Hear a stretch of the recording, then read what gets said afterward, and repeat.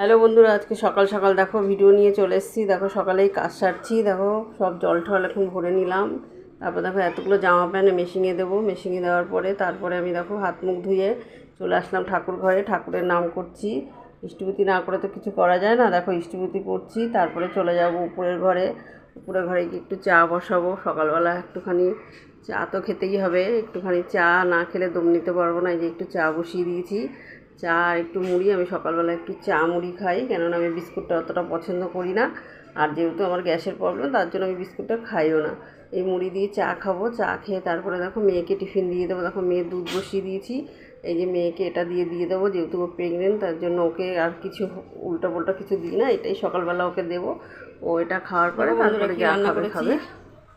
এই দেখো, এই যে এটা হচ্ছে মাছ ভাজা। এখন এই মাছ দিয়ে কী ঝোল করব এখনও বলতে পারছি না। যে মাছ ভাজা করে রেখেছি, এই যে পুঁই শাক করেছি দেখো। আর দেখো ফলি মাছ এনেছে, ফলি মাছটাও ভাজা করেছি। কী দিয়ে রান্না করবো জানি না। আর দেখো আমরা দিয়ে ডাল করেছি।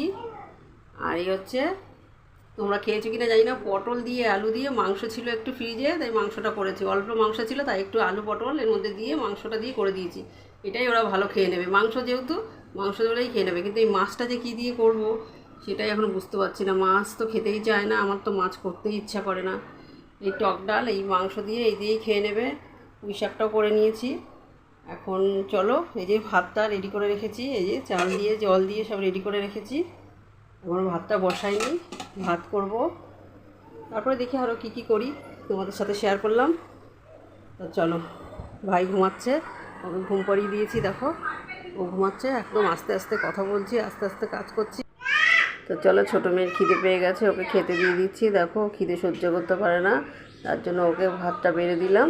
তারপরে আমি একটু বসেছি একটু ফ্যানের নিচে। তারপরে আমাকেও দেখো খাওয়ার টাইম হয়ে গেল, আমারও খিদে পেয়ে গেছে, 2টো বেজে গেছে, তাই আমি খেতে বসে পড়লাম।